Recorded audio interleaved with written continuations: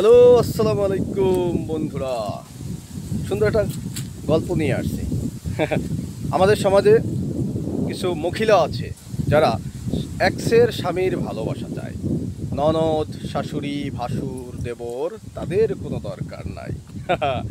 ওরে মাতারি, ওরে মহিলা, তুমি কি একবার ভাবছো তোমার এই স্বামী নামের বস্তুটা, তোমার এই ভাতার নামের জিনিসটা যে তোমার ওই শাশুড়ির পেট থেকেই আসছে?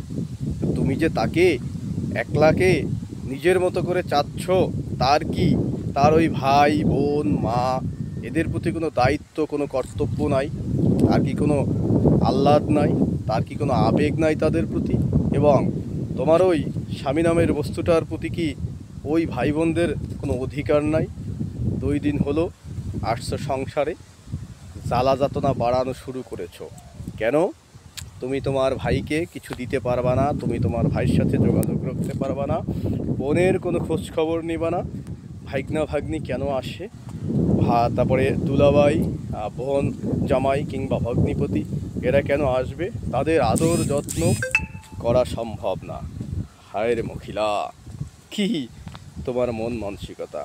অথচ তুমি তোমার নিজের বাপের বাড়িতে যখন যাও তখন প্রত্যাশা করো কি তোমার ভাই, তোমার ভাইয়ের বউ তোমাকে, তোমার সন্তানকে অনেক ভালোবাসুক, সম্মান করুক, শ্রদ্ধা করুক এবং সব সময়ের জন্য তোমাদেরকে কাছে রাখুক।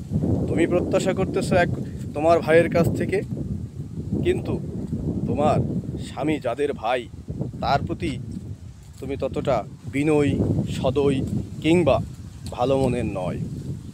ও মহিলা, ভুলে যাও না তোমার পেটেও সন্তান আসছে। আজকে তুমি শাশুড়ি হয়েছ, কালকে কিন্তু আজকে তুমি বউ হয়েছ, কালকে কিন্তু শাশুড়ি হবে। তখন তুমি তোমার শাশুড়ির অনুভূতিটা খুব বেশি অনুভব করবে। স্বামীর সংসারে থেকে স্বামীর সংসারকে জ্বালিয়ে পুড়িয়ে অঙ্গার করে দিয়ে আবার নিজের ভাইয়ের সংসারে গিয়ে মাতবাড়ি ফলাচ্ছ, সেখানে যে বোনটা সংসার করছে তার প্রতি তুমি অনধিকার চর্চা করছো, তার সংসারে গুলতুবি শুরু করেছো।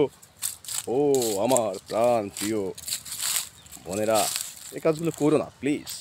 কারণ এগুলো তোমাকে এ জগতে, পরের জগতে, কোনো জগতেই কোনো রকমের শান্তি, ভালোবাসা, সম্মান কোনো কিছুই দেবে না। এটাই হচ্ছে মূল কথা। অতএব যখনই তুমি তোমার জীবন কিংবা তুমি তোমার ব্যক্তিগত প্রত্যাশা বেশি ফলাবে, তখন চিন্তা করবে তোমার আশেপাশে যারা আছে তাদের অধিকার, তাদের স্বপ্ন, তাদের সাধনা কিংবা তাদের ভালোবাসা, তাদের প্রাপ্তি, তাদের যাই কিছু আছে সব কিছু যেন পুঙ্খানুপুঙ্খানুভাবে পেয়ে থাকে। স্যাক্রিফাইস ছোট্ট একটা কথা, কিন্তু এর মাহাত্ম্য, গুরুত্ব অনেক কিছু, অনেক অনেক। তো বোনদের প্রতি অনুরোধ করব, এই কাজগুলো করেন না। আর যে আমি যে কথাগুলো বলেছি এরকমের কথা আর কারো কাছ থেকে শুনেন না। ধন্যবাদ।